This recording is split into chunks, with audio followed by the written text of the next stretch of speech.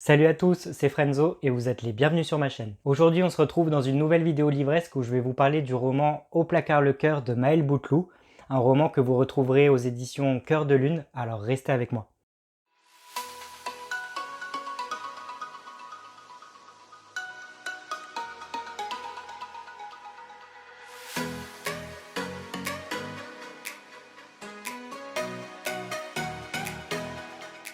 Petite parenthèse avant de débuter cette chronique littéraire, sachez que vous pouvez me retrouver sur mon site internet www.canal-frenzo.com et sur ce site internet vous pourrez retrouver toutes mes prestations de bêta lecture, de mise en lumière d'auteur et également toute mon actualité dans l'écriture et dans la littérature. Donc n'hésitez pas à aller jeter un petit coup d'œil, notamment pour vous tenir au courant de la sortie de mon premier ouvrage Dans l'ombre des jasmins, qui sortira officiellement le 25 mai 2022, donc dans quelques jours, aux éditions du Saule. C'est un récit témoignage qui parle de mon expérience en maison de retraite quand j'étais adolescent et que je travaillais en même temps que mes études. Donc restez à l'affût si vous voulez en savoir un petit peu plus. Encore une fois, allez sur mon site internet. Parenthèse fermée, on en revient maintenant au roman Au placard le cœur de Maël Bouteloup, que comme je vous disais, vous pourrez retrouver aux éditions Cœur de Lune. Mais avant de vous donner un petit résumé pour vous donner envie de vous le procurer et de rentrer un petit peu dans les détails de l'intrigue, j'avais envie de vous parler un petit peu de l'auteur, de son auteur, Maël Bouteloup. Maël Bouteloup est un jeune youtubeur et un jeune écrivain. J'ai eu la chance de faire sa connaissance il y a un an, à peu près un petit peu plus d'un an, lorsque je démarrais mon aventure sur les réseaux sociaux et notamment YouTube. À ce moment-là, je regardais plein de vidéos de chroniques littéraires, je regardais des vidéos sur les maisons d'édition, etc. Et je suis rapidement tombé sur la chaîne de Maël, qui à l'époque s'appelait Maël l'Ange Sauvage. Et j'ai découvert grâce à lui plein de choses sur la littérature, plein de recommandations littéraires, puisque sa chaîne YouTube parle de ça en priorité. D'ailleurs, c'est grâce à lui que j'ai découvert le roman Le cœur est un chasseur solitaire, que vous pouvez retrouver au-dessus de ma tête sous forme de chronique. Et c'est un roman génial et il m'avait vraiment donné envie, Maël, avec ses mots. Et donc du coup, c'était vraiment chouette d'avoir ses recommandations de lecture, parce que Maël, c'est quelqu'un vraiment d'hyper disponible, d'hyper généreux, qui propose toujours des contenus intéressants et des critiques constructives sur les romans qu'il a lus.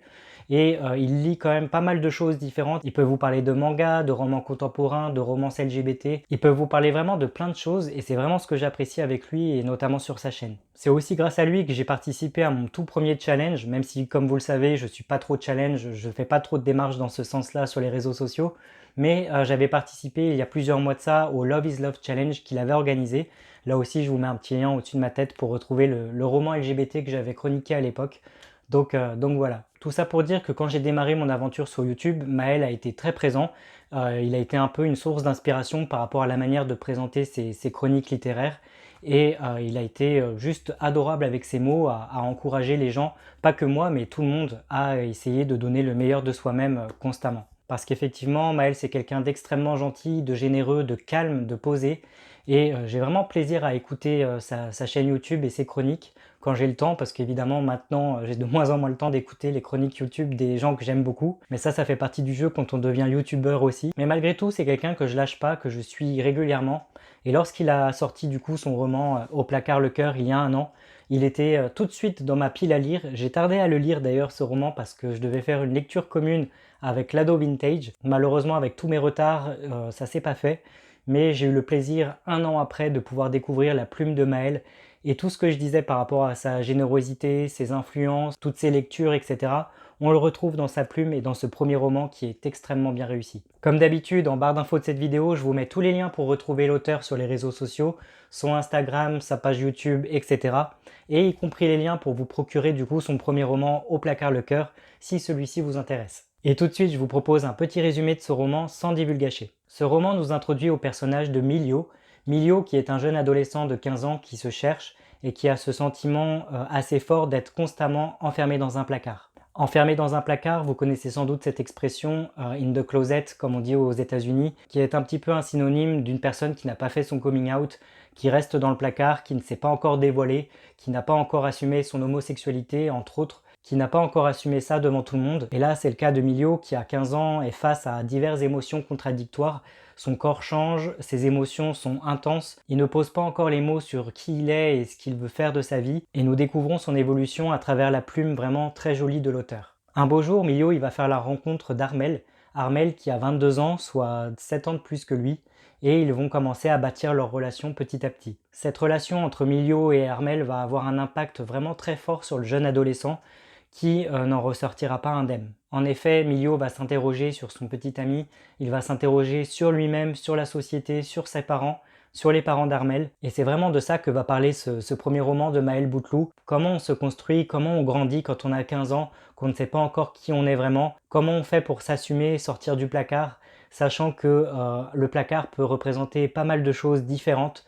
Et quand on croit l'avoir quitté une première fois, on peut très bien y retourner pour une deuxième raison, une troisième, une quatrième. Et le roman pointe du doigt souvent régulièrement ce genre de constat, à savoir que malgré les décisions, malgré le fait de grandir, de faire ses choix, etc., on en revient souvent à être un petit peu écrasé par les autres et à ne jamais prendre notre propre décision, et c'est d'autant plus vrai quand on est jeune. Bref, Au placard le cœur est vraiment centré sur ce personnage principal qui est Milio, ses émotions, son évolution au fil du temps, cette relation qu'il construit avec Armel qui a 7 ans de plus que lui, qui est un peu plus expérimenté entre guillemets, et on apprend à suivre tout ça alors que Milio change physiquement, il change mentalement parce qu'il grandit, et autour de lui, tous les sujets de société vont avoir aussi un impact sur sa personnalité, que ce soit avec par exemple le mariage pour tous, la loi Taubira, etc.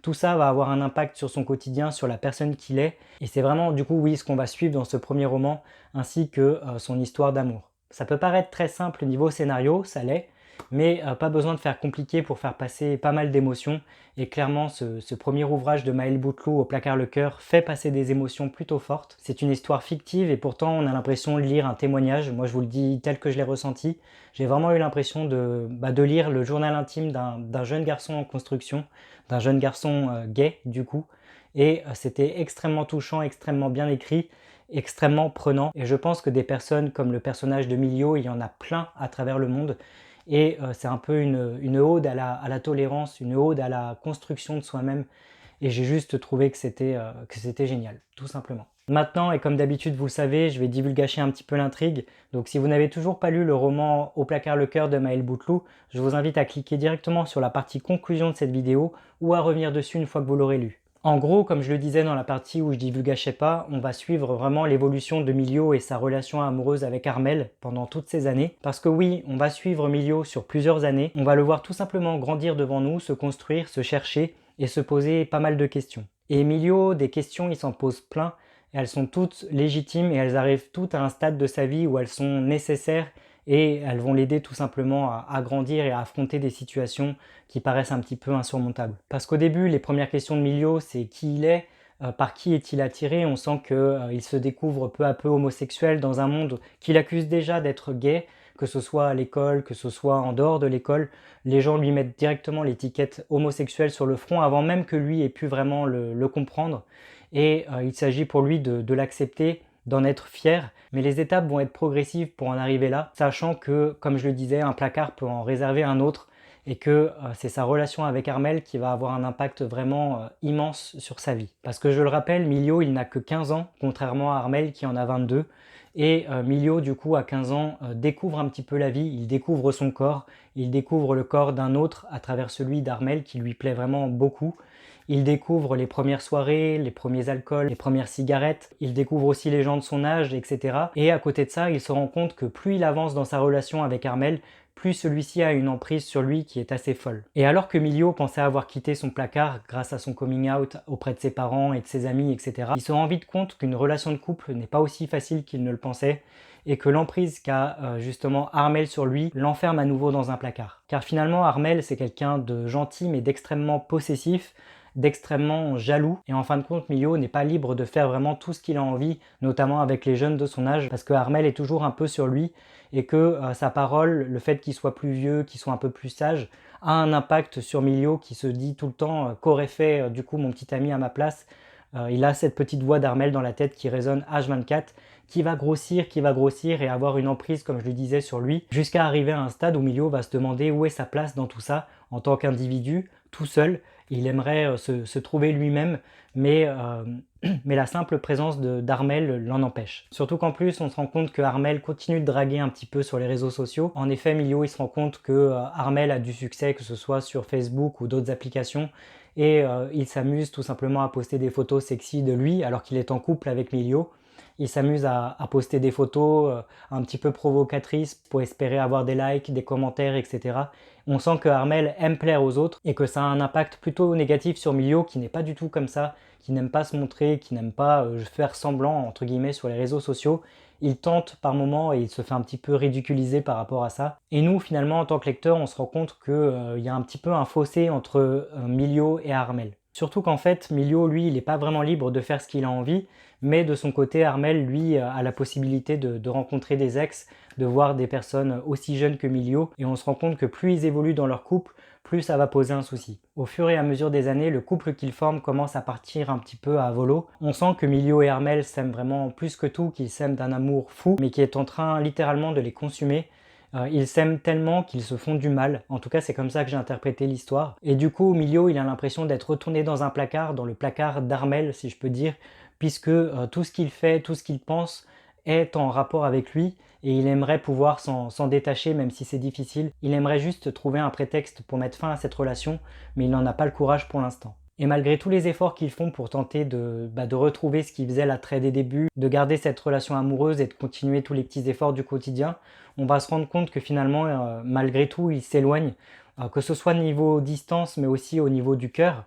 Et malheureusement, on sent qu'à un moment donné, vers la fin du livre, on arrive à un point de non-retour. Le déclic, c'est Milio qui va l'avoir, qui va se servir d'un prétexte du fait que Armel drague des petits jeunes, couche ailleurs avec d'autres gens, surtout avec d'autres jeunes. Sur les réseaux sociaux, il rencontre pas mal de gens, etc. Milio, il l'a toujours su et il l'a toujours plus ou moins pardonné à Armel, puisqu'il était toujours convaincu que quoi qu'il arrive, même s'il était trompé, Armel reviendrait toujours vers lui, c'est toujours lui qu'il choisirait. C'est un peu spécial comme relation, mais Milio, il avait ce sentiment-là que Armel lui appartenait, qu'il appartenait à Armel et qu'ils étaient un petit peu incassables, entre guillemets. Sauf qu'au bout de 5 ans de relation, à peu près, Milio, lui, il en peut plus.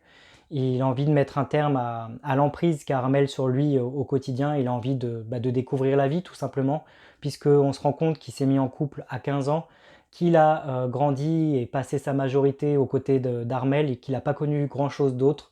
Il n'a pas eu l'occasion de vivre vraiment des choses d'adolescent. Et quand il s'en rend compte, il décide justement de se servir du prétexte du fait que Armel couche avec d'autres personnes pour le confronter à ça en lui mettant les preuves en évidence, même s'il le savait. Et le couple décide donc de se séparer. C'est un gros coup dur pour Armel qui n'accepte pas le départ de Milio et qui le supplie tout simplement de rester. C'est une scène dramatique, vraiment hyper touchante, hyper réaliste. Emilio, lui, même s'il est triste, même s'il est un petit peu perdu, il assume sa décision, il en est même fier, même peut-être même un peu heureux, parce que pour lui, c'est le commencement d'une nouvelle vie. Je dirais même que c'est le commencement de sa vraie vie, puisque pour la première fois, il s'assume tel qu'il est, mais il s'assume tout seul. Toutes les décisions qu'il va prendre à partir de la fin du roman seront les siennes.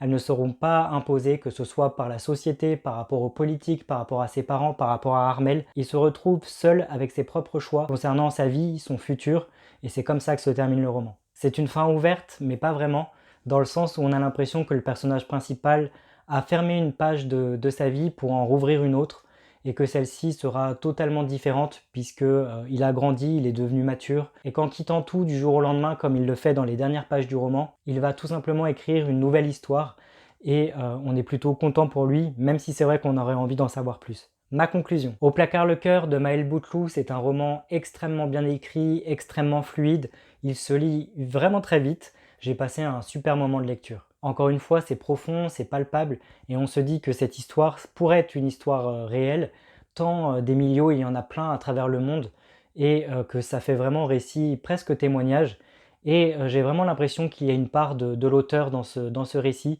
Je suis quasiment certain, sans le connaître personnellement, que des situations que Emilio a vécues, lui-même les a vécues, ou en tout cas il a dû en entendre parler de proches, parce que c'est tellement réel, c'est tellement sincère dans l'écriture et dans la manière de raconter, qu'on a l'impression de vivre les scènes avec Milio et Armel, et c'est juste grandiose. L'auteur, clairement, il maîtrise les sentiments humains, la psychologie également, et j'ai vraiment aimé l'évolution des personnages à travers ce récit, qui est vraiment hyper maîtrisé de la part de l'auteur. Bref, j'ai adoré suivre ce roman et le personnage de Milio à travers son évolution. J'ai beaucoup d'empathie par rapport à ce personnage fictif. Je me suis vraiment attaché à lui, et j'ai trouvé qu'il était vraiment très très bien travaillé, très complexe, est vraiment fidèle de ce qu'est vraiment un adolescent aujourd'hui et même avant, hein, peu importe l'époque. Mais pour le coup, on a vraiment un adolescent qui est extrêmement fidèle à la réalité, je trouve. Et encore une fois, l'évolution du personnage, tout comme la fin du roman, est cohérente, donc bravo. Si vous aimez les histoires psychologiques avec des personnages vraiment bien travaillés, avec de belles descriptions, mais qui font quand même penser à un témoignage, à un récit réel, alors vous adorerez, je pense, Au placard le cœur de Maël Bouteloup. Je vous encourage vivement à le lire parce qu'il se lit vraiment très vite, il est vraiment très bon. Donc voilà. Et vous alors, est-ce que vous avez lu Au placard le cœur de Maël Bouteloup aux éditions Cœur de Lune? Si c'est le cas, n'hésitez pas à me le dire dans un petit commentaire en dessous de cette vidéo, à lâcher un petit pouce bleu et à vous abonner à ma chaîne pour ne pas manquer mes autres critiques littéraires à venir. À ce sujet, dans la prochaine vidéo livresque, je vous parlerai du roman Sur les ailes du temps, la colère de Rosine Gazullo. Alors d'ici là, prenez bien soin de vous, je vous dis à très bientôt. Ciao!